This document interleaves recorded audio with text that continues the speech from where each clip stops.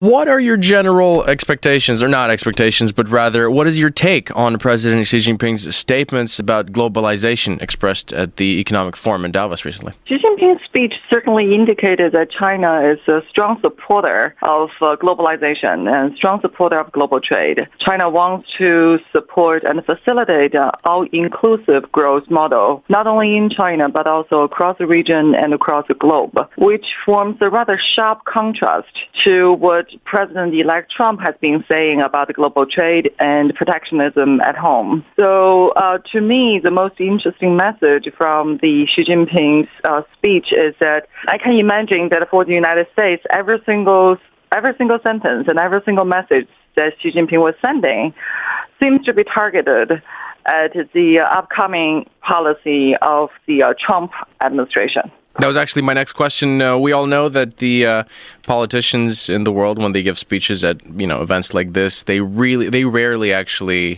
say what they mean out loud and bluntly straight to everybody's face. It's more about the subtle and intricate, behind the scenes things that they mean with the words that they actually say. So what you're saying is that most of the things that Xi Jinping has been producing in his speech are directed towards the incoming President-elect Donald Trump and his administration. But he also talked about innovation and open trade and investments, and saying that they're the pillars that could revive global economic growth. How likely do you think these factors are they enough to improve the current situation, or is there anything else that needs to be included in that? And what else is needed? What's on your mind? Well, basically what Xi Jinping has prescribed is quite an inclusive model or formula for global growth. But there are a lot of problems that need to be tackled in the process. For example, innovation. When we talk about technological innovation, it requires certain technical base.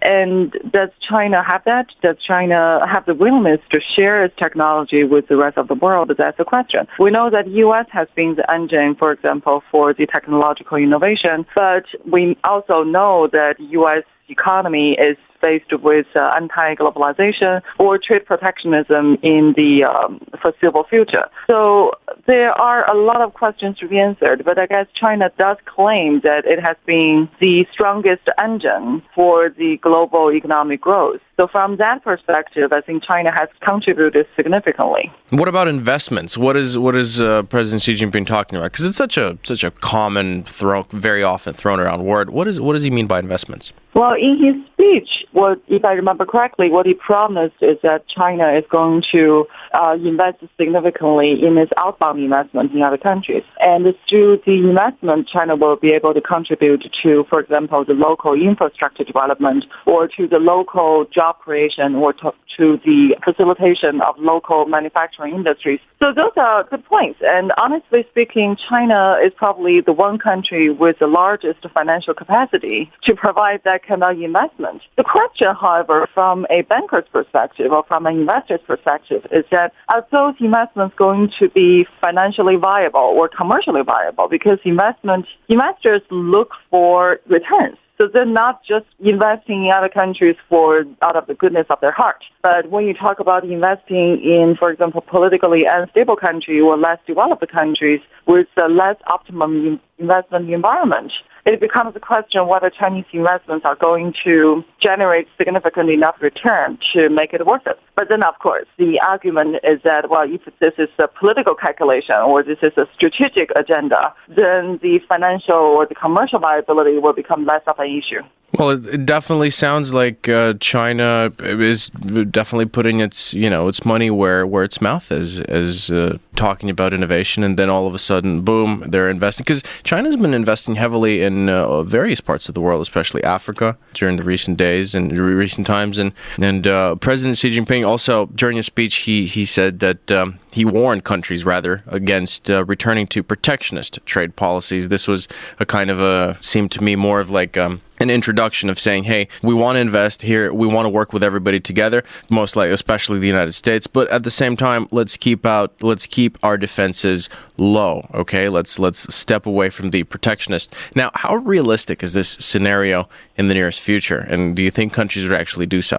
It depends on which country we're talking about. If we're talking about the United States, we know that the Chinese investment in the United States have had problems, for example, for the national security concerns. If China is going to invest in strategically important infrastructure projects in the United States, like the power grid, then there is a political sensitivity involved. Or when Chinese companies related to Chinese government, like the state-owned enterprises, are trying to make investment in the United States, there are suspicions in the United States about, well, if these companies are controlled by the Chinese government, then letting them invest in the United States is like giving them the political leverage. So that's a big issue for the negotiation of the bilateral investment treaty between the United States and China. But if you're looking at European countries who are desperately looking for economic growth, or the developing countries in Africa or in the Middle East who need the Chinese investment to reinvigorate their economic growth,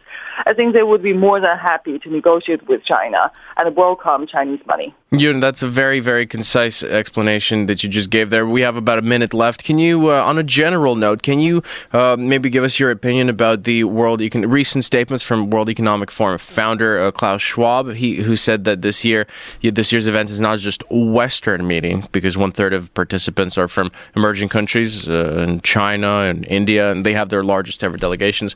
What is the tendency behind, and what is the point of all this? Well, the key word is global governance, or the reform of the global governance. As the developing countries in the past feel that the developed countries have dominated the rulemaking and dominated the voice and the say in the global affairs. So now with this current Davos forum, we see that emerging powers or the emerging markets are playing an increasingly significant role. And that's what China has been inclined to do for quite a while, because China sees itself as a leader of the developing world, and China feels it deserves more voice in the international affairs. So what we see is a result of China's enhanced status in the global governance structure.